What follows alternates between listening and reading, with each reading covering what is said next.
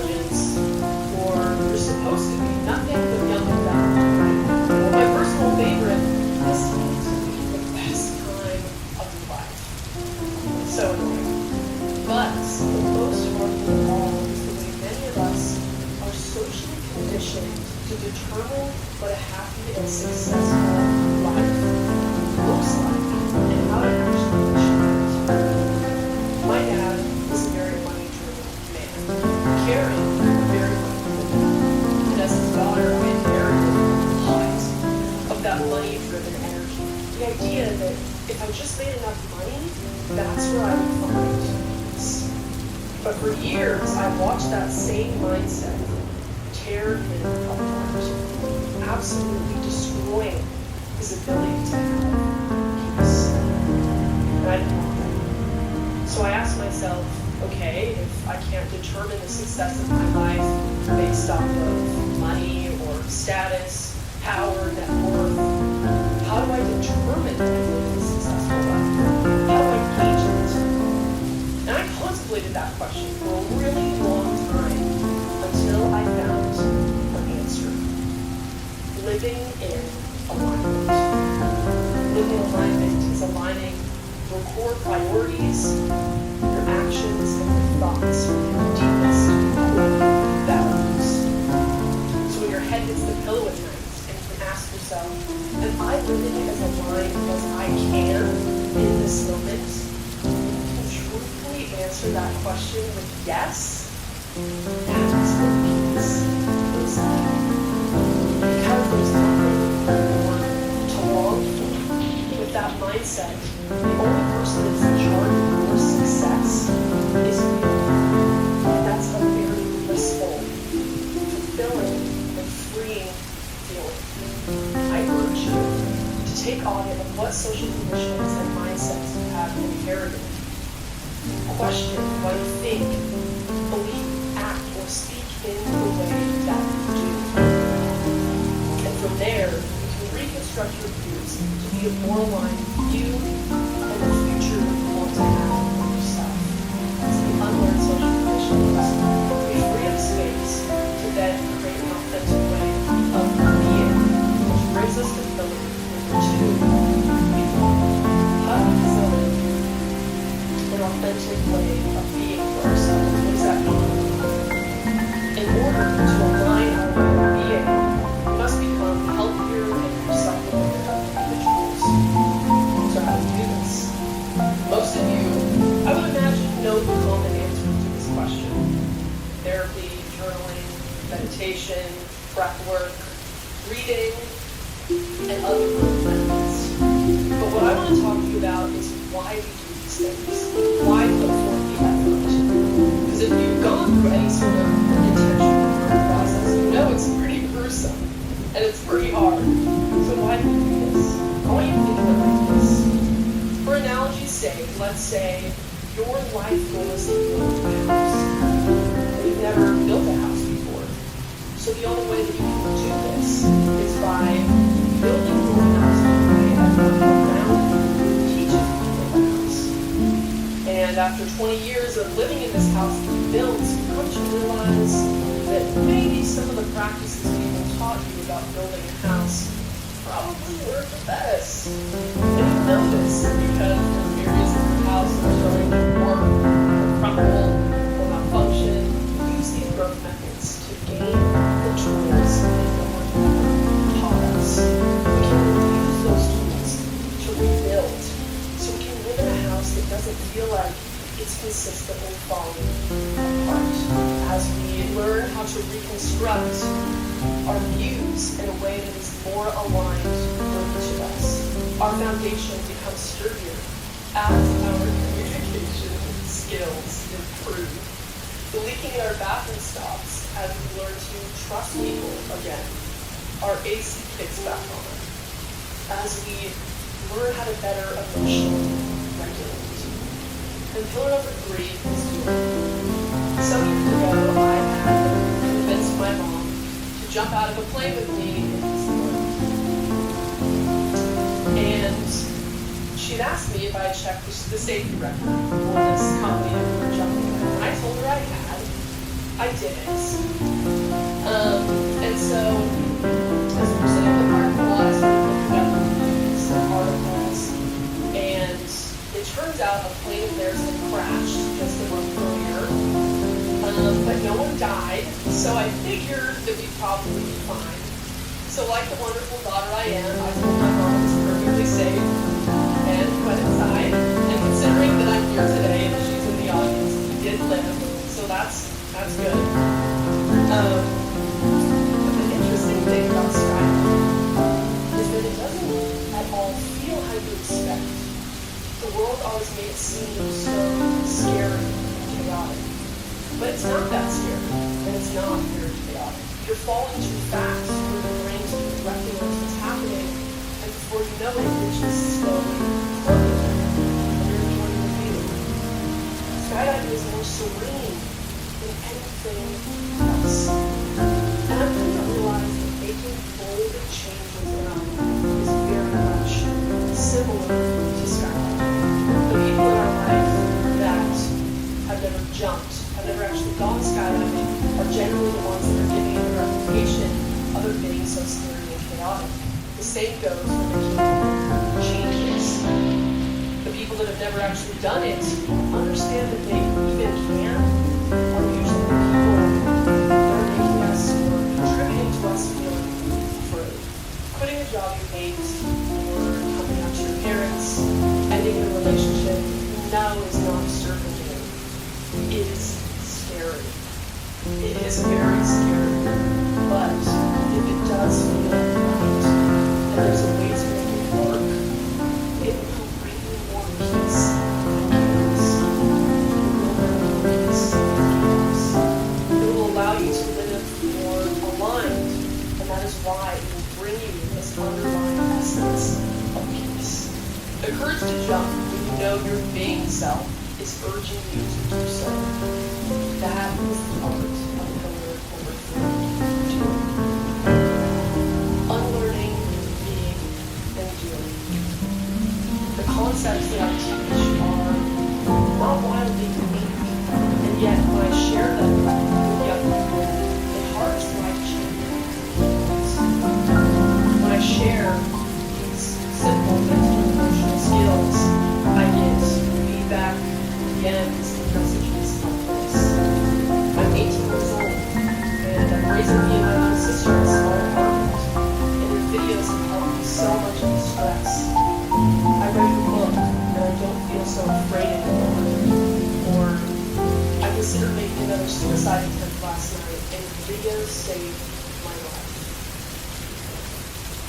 We must stop this generational cycle of underdeveloped mental and emotional skills as it's one of the deepest roots of society.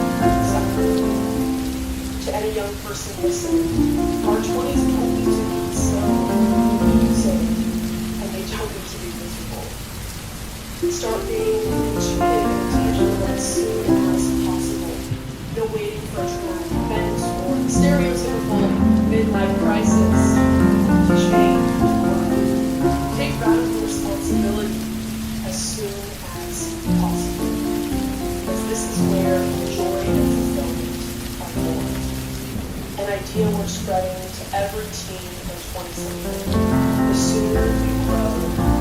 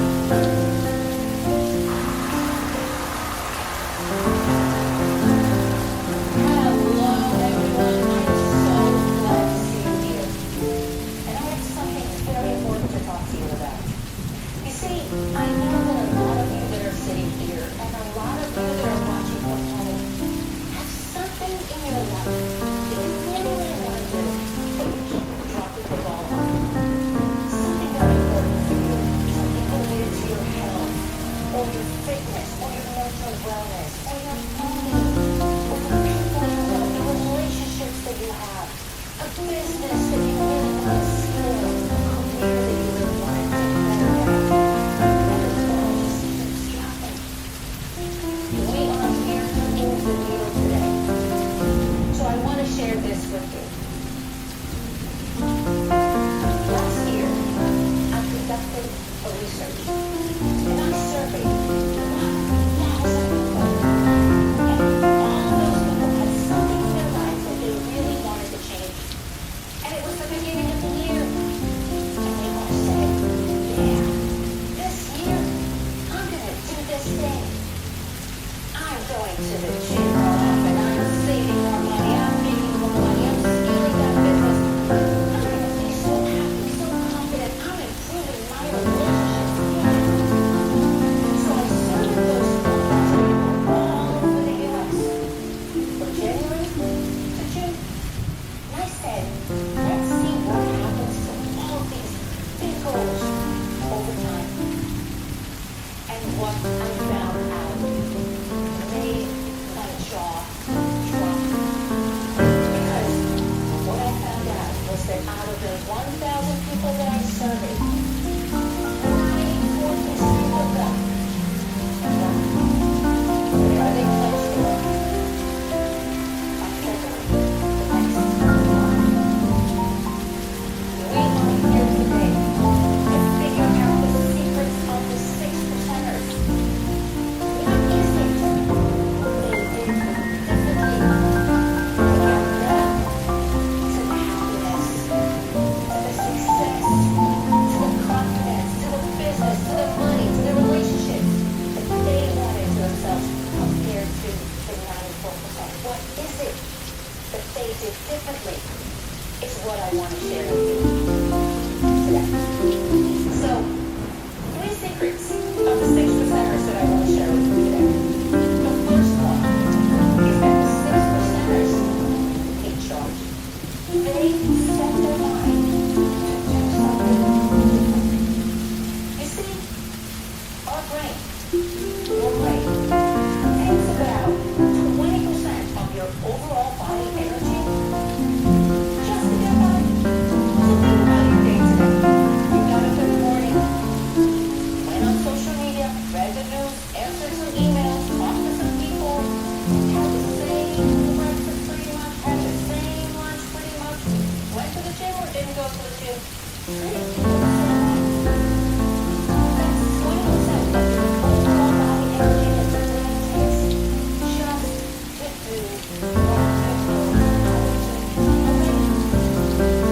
Every time you ask your brain to do something different, new technology, new ways of doing things, new ways of working out, new ways of doing business, new ways of handling your mental wellness, your time. Your brain hates that. The brain says, are you kidding me? I'm so maxed out on the 20% already. So today, and every day of your life, your brain comes to you with a tip. And your brain says, listen, you want to be happy, you want to succeed, you want to feel good, you want to live this dream life. Good for you. I want to conserve energy, says the brain. So here's the deal. I'm going to keep you super stuck doing the same things over and over again in business and life without even noticing. You're going to be super stuck and miserable, but I'll conserve energy. Are you signing the deal? 94% of the people in the world don't read the fine print. They sign the deal. The 6%ers set their mind to do something differently. The second thing that the 6%ers do differently is that they use what I call the law of specification. And the law of specification means this. The more specific you are, the more granular you are, your goals and in the way you follow through, the more successful you are. So let's say going to the gym as an example. The 94%ers say, man, I'm going to go to the gym so much this year. I'm going to be so fit. This is it. 94%ers. The 6%ers say, okay, I'm going to the gym every day between 7 a.m. and 8 a.m. I am going to do this workout routine. I'm going to set my alarm for 30 minutes clear. I'm putting my gym clothes by my bed. I'm setting an alarm on every single device that I have, and gym is my accountability buddy. And if I didn't go out there, I'm going to go out there the next day and I'm going to give myself a 30-minute extra workout penalty. The 6%ers, using the law of specification, have 100% success rate. The more specific you are, the more granular you are, the more you use the law of specification, the more successful you are. The third thing, the third secret of the 6%ers is that they use what I call the 0 to 10 rule. You see, we live in a world that glorifies being busy. Everybody's just so busy. You ask anybody and they're going to tell you with an incredible sense of importance. I'm so busy. I've been running around the whole day. I didn't even have lunch. As if being busy equals being important or successful. There's something very different that the 6%ers do here. You see, in the span of your day, you have a lot of things to do. Too much. Too many things to do. You can't do it all. The mindset of trying to do it all leads to burnout. So, you have things to do throughout your day that are personal tasks. Things that are 0 or 1 or 2. You can delegate those. Someone else can do them. They can wait for another day. But you have things on your agenda for the day that are 10. Those are your most important things to do. Those are your goals. The tasks that will push you towards the future that you want, the success that you want. The 94%ers run around doing a lot of ones and twos and threes and zeros. They don't even get to their tens. The 6%ers do their tens first. They get very clear on what their tens are for the day, and you know what? They can do just the tens. Do not mistake doing, running for progress. It's using the 0 to 10 rule, focusing on the tens each and every day that pushes you forward. And let me tell you this. People get very intimidated by making changes in their lives. They use start and people say, oh, I made a list of things. I'm going to make all these changes this year. And the brain gets overwhelmed. Do not underestimate how much effort it is for the brain to do something different. But let me tell you something. It's not complicated. You pick one thing that is meant for you. You use the law of specification and you get really specific and granular. And you repeat the same thing, focusing on one thing for 30 days. It takes the brain 30 days to start a new neural pathway in your brain that automates that behavior. So don't start 5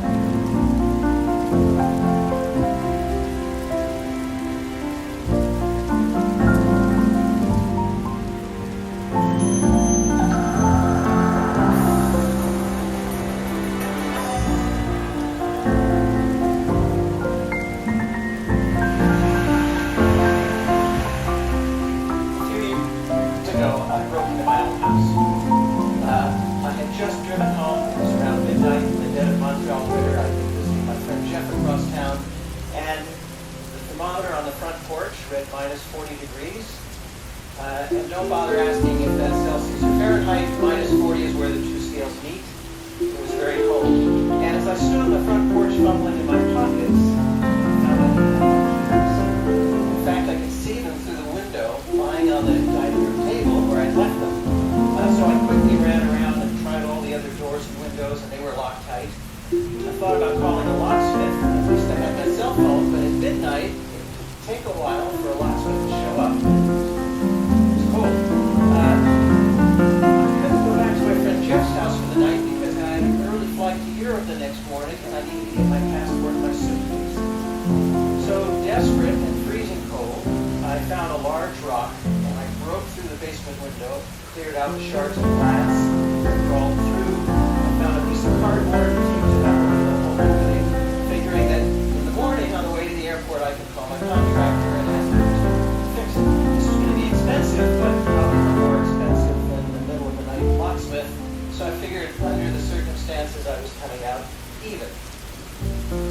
Now, I'm a neuroscientist by training, and I know a little bit about how the brain performs under stress. It releases cortisol, that raises your heart rate, it modulates adrenaline levels, and it clouds your thinking. So the next morning, when I woke up, on too little sleep, worrying about the hole in the window and the mental note that I had to call my contractor and the freezing temperatures and the meetings I had upcoming in Europe. And, with all the cortisol in my brain, my thinking was cloudy, but I didn't know it was cloudy because my thinking was cloudy. And it wasn't until I got to the airport check-in counter that I realized I didn't have my passport. So I raced home in the snow and ice, 40 minutes, got my passport, raced back to the airport. I made it just in time, but they had given away my seat to someone else, so I got stuck in the back of the plane next to the bathrooms in a seat that wouldn't recline on an 8-hour flight. I had a lot of time to think during those 8 hours of no sleep. And I started wondering, are there things that I can do, systems that I can put into place that'll prevent bad things from happening? Or at least if bad things happen, will minimize the likelihood of it being a total catastrophe. So I started thinking about that, but my thoughts didn't crystallize until about a month later. I was having dinner with my colleague Danny Donovan, a prize winner, and I somewhat embarrassedly told him about having broken my window and forgot my passport. Danny shared with me that he'd been practicing something called prospective hindsight. It's something that he had gotten from the psychologist Gary Klein, who had written about it a few years before, also called pre-mortem. Now, you all know what a post-mortem is. Whenever there's a disaster, a team of experts come in and they try to figure out what went wrong, right? Well, in the pre-mortem, Danny explained, you look ahead, you try to figure out all the things that could go wrong, and then you try to figure out what you can do to prevent those things from happening or to minimize the damage. So, what I want to talk to you about today are some of the things we can do in the form of a pre-mortem. Some of them are obvious, some of them are not so obvious. I'll start with the obvious ones. Around the home, designate a place for things that are easily lost. Now, this sounds like common sense, and it is, but there's a lot of science to back this up based on the way our spatial memory works. There's a structure in the brain called the hippocampus that evolved over tens of thousands of years to keep track of the locations of important things. Where the well is, where fish can be found, that stand of fruit trees, where the friendly and enemy tribes live. The hippocampus is the part of the brain that is one that catches the cat drivers and becomes enlarged. It's the part of the brain that allows squirrels to find their nuts. And if you're wondering, somebody actually did the experiment where they cut off the olfactory sense of the squirrels, and they could still find their nuts. They weren't using smell, they were using the hippocampus, this exquisitely evolved mechanism in the brain for finding things. But it's really good for things that don't move around much, not so good for things that move around. So this is why we lose car keys and reading glasses and passports. So in the home, designate a spot for your keys, a hook by the door, like a decorative bowl, your passport, a particular drawer, for your reading glasses, at a particular table. If you designate a spot and you're scrupulous about it, your things will always be there when you look for them. What about travel? Take